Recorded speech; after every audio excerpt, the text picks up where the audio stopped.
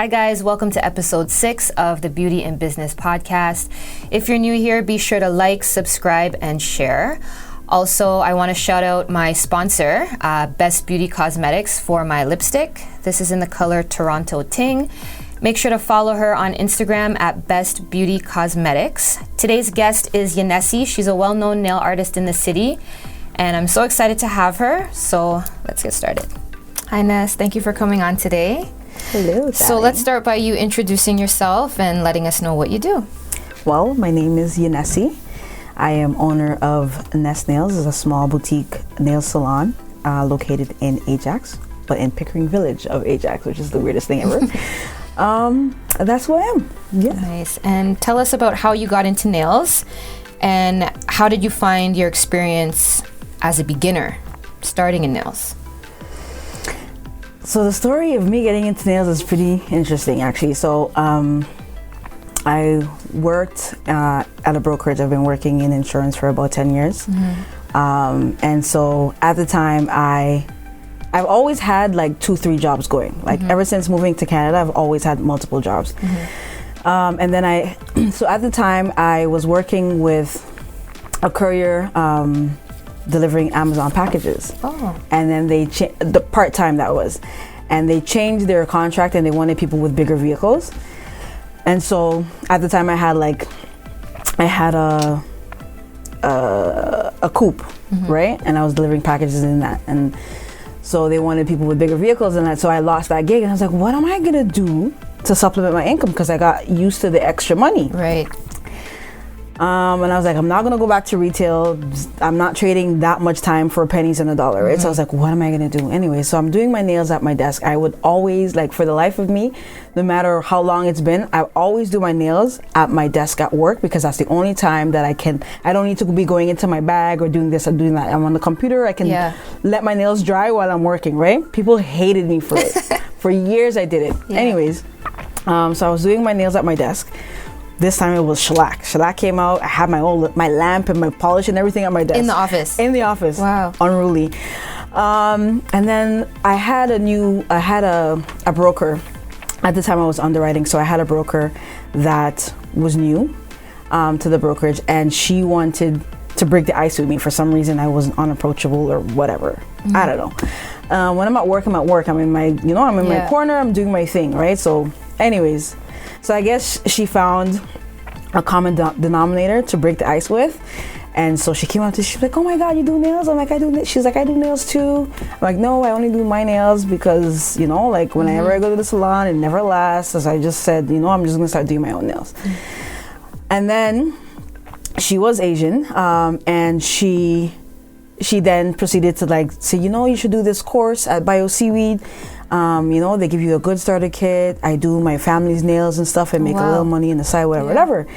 I was like, okay, why not try it, right? Mm-hmm. And so I did the course. When I walked into the establishment where they're doing the training, a Black lady was training me. Oh. And I was like, oh, okay.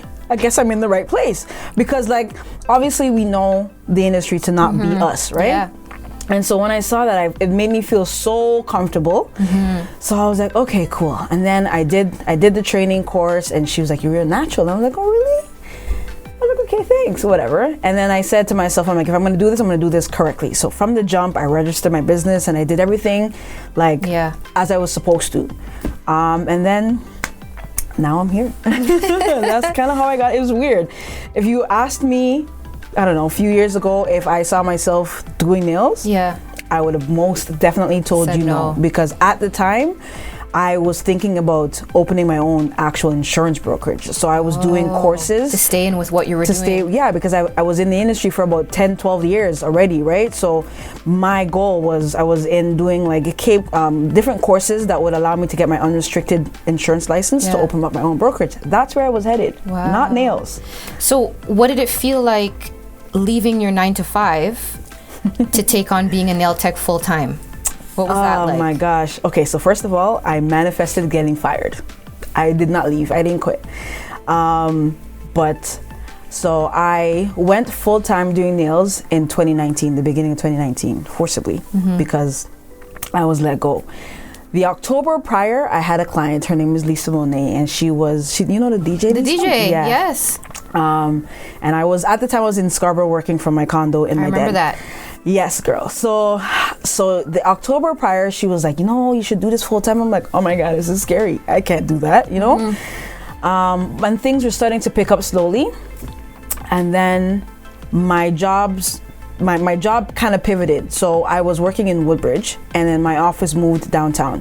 Hated commuting downtown, like the traffic nightmare. Yeah, driving was a nightmare. Hopping on the go was a nightmare. There's only certain cars working. It's like a nightmare there and back. Yeah, it was just horrendous. And then I had to walk from the GO train to the office. I was like, no. Like, it was horrendous. And then the new office, I didn't feel comfortable in. And so it was just whatever. So then December came around, and I was like, oh my God, these people just need to fire me. I just want to I'm like, if I'm going to give these people 10 hours a day of my time, this is including commute and all this stuff. I'm like, I can actually let me try and do it for myself. Invest that time in myself. And if it doesn't work out, it doesn't work out. But at least I've attempted to, right? Right.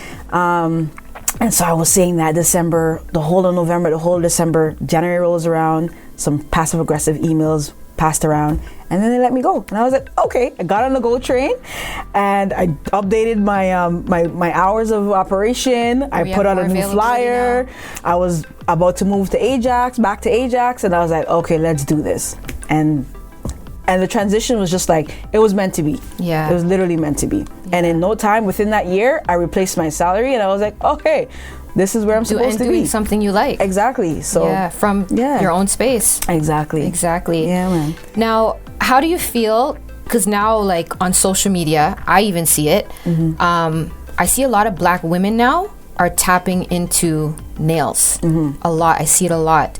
How do you feel about Black women starting to tap into an industry that, as we know, is predominantly run by Koreans? I love it. I love that I'm seeing it, because we are also known to like be the hairdressers of the world, right? Who you telling? That's where I started. Okay, so now when I started, funny enough, when I started in the same brokerage, right? I was like, I had just finished my training, right? And then there was this also a new employee at the time. She was an account manager at the time. And her nails were banging. It was long. And I was like, I want to give this girl my card. Right? And I was like, okay, I muscled up like the courage to give her my card. I gave her my card. I'm like, hey, I'm a new nail tech. I'd love to do your nails, right? And we clicked. You know what her response was? Her response was, I'm a nail tech too. Wow. And I train. And I was like, what? And that's how I knew that this was a space for me, because there's just different things that were like reconfirming that, okay, like, remember I was trained by the Black nail tech, and then I go to introduce myself and try to get a new client, and she was a nail tech that was licensed to train. She ended up training me on manicures and pedicures from her home as well, and acrylics. Her name is Bridget Lacker. Love her to death. And then slowly and surely I started to see more and more and more and more of us. And I honestly, I just love the fact that we are infiltrating, period. It's just honestly amazing things. Every time I see like a class where like they post their graduates, the end of the class, and I look to see how many Black techs are in there. Yeah, it's important, because it's like, even with me, like, as you know, I started out in the beauty industry as a hairstylist. And I went to hair school in, I would say, 2003. And I was the only Black girl in there. I was the only Black girl in there. All the teachers were white. And I felt kind of uncomfortable. Like, did you ever feel like that? Like, when you started doing nails, did you ever feel like, well, who's going to come to me to do my nails? Nobody wants a Black girl doing nails. Like, did you ever feel like that? Or no, I didn't feel uncomfortable. What I felt most uncomfortable about with my transition is when someone would ask me, oh, what do you do? And then I say, I do nails, right? I think that took a while for me to embrace, because we're not known to be doing nails. So how good really can you be? Like, can you really compete with these people that are accustomed to doing nails, or what you're used to seeing? So that was the only thing that was most uncomfortable for me. I knew that I was going to attract my kind because I'm black. Like, so right? So like in that sense, I wasn't uncomfortable. It was just the fact that when someone said, you know, I moved from a professional as being an underwriter and an account manager and whatnot for insurance, moving into like something that's not necessarily recognized by us. Also something that's considered not a real job. Exactly. So in responding to that, I was kind of shaky, but now I'm just like, I'm a nail tech and I own my own salon. Did you feel like when you were transitioning, do you feel like you had a lot of support from family and friends, or like what was their response when you were like, I'm gonna do nails, I got let go from my job, I'm gonna do nails? Like, did you feel you had a lot of support, or you didn't have a lot of support? So it was 50-50 for me.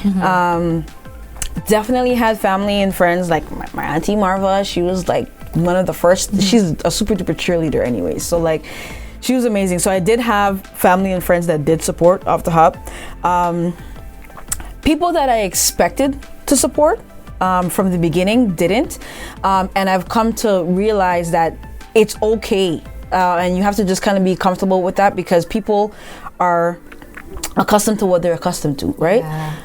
And people are particular with their image and what they like and whatnot. And so when you're getting into a space where it's new to me, right? New to you as having your nails done by a black nail tech, and you're accustomed to going to Ken from, you know what I'm saying? Like, so that was, so the expectation of me knowing that, okay, I have like, I don't know, 10 girlfriends that always do their nails, they're gonna come to me, and then them not coming to me was like, okay, Ness, you gotta step your game up.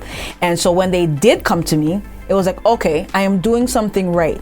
You know what I'm saying? I am progressing. And so I looked at it as more of a pat on the back, as an achievement, as an award, opposed to like, oh, well, now you want to come to me. You know what I'm saying? You always have to approach situations from a positive, like mind frame, opposed to, well, you know, like, so it's just how I am as a person, period. Yeah, that's a good way to look at it. Yeah, definitely. Now, what do you like about being your own boss? Because you're someone who went from having a boss, working in the 9 to 5, clocking in, clocking out. What do you love about being your own boss? Okay, so let me first start by saying I was a horrible employee. Like, when I tell you horrible employee, I would always call in. Yeah, but maybe because, and you know what? I apologize. Working from somebody wasn't for you. Girl, I apologize. I sat back and I thought about this the other day, and I want to actually reach out to like my managers and whatnot to say that, listen, I am so sorry for being like I was good at my job. I was efficient. I was reliable. I was resourceful. I was amazing at my job, but I was a horrible employee. Okay, to address your question though, it just feels Probably amazing. Just wasn't meant for you to work for somebody. Yes, no, and I realized that when I started working for myself, and waking up at 7 o'clock was no issue. Yeah. You know what I'm saying? Like, I just roll out of bed and be like, okay, let's go downstairs. I got 2-3 clients coming in this morning. Let's get it. You know what I'm saying? Whereas when I had to commute to work, it's like, oh my God, you got to worry about the snow, and I don't want to go there, and it's so far, and you call in sick, you go in half day, you make up excuse left, right, and center.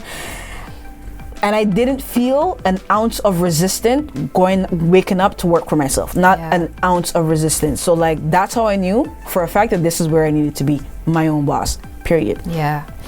Now, what advice would you give to another black woman, or even just another woman in general, who's thinking of getting into nails, but they might be scared, or they might have that mentality like, man, nobody's gonna come to me if I do it, so let me put that idea on the back burner. Like, what advice would you tell them? Okay, I'd first tell them to pace themselves and not have expectations of people.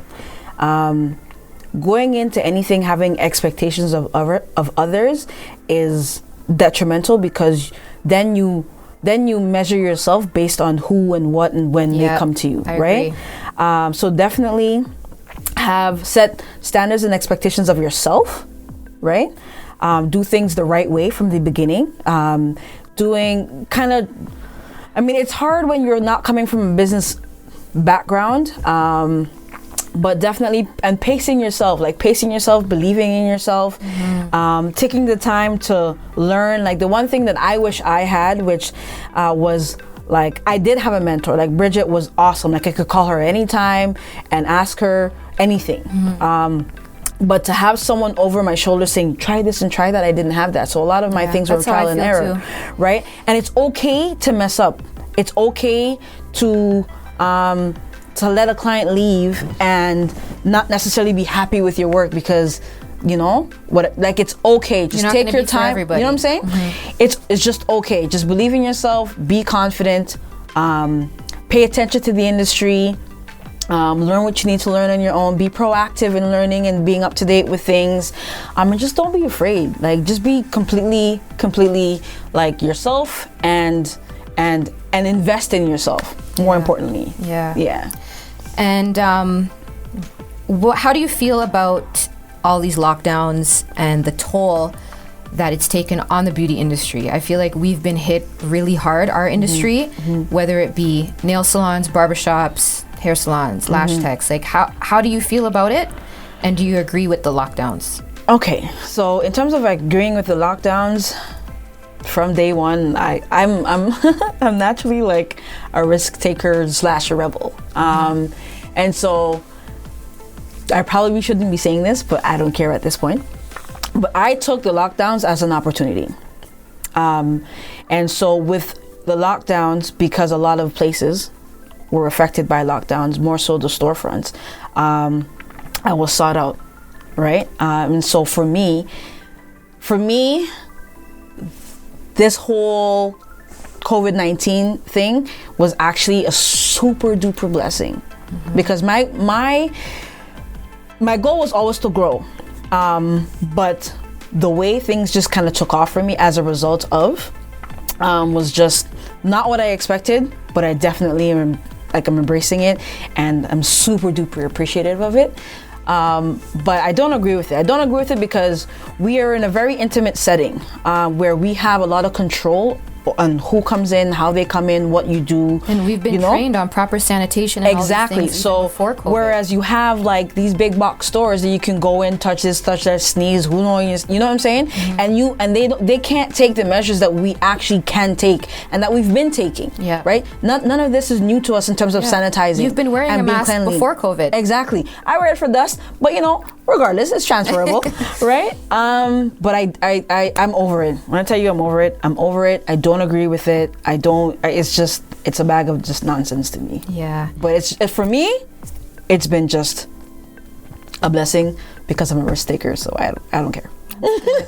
And last question I have for you, Ness, is what would you tell your younger self? Oh man, I've been thinking about this question and I was like, it's probably going to be a bit off topic, but a bit related. I came to Canada when I was 14.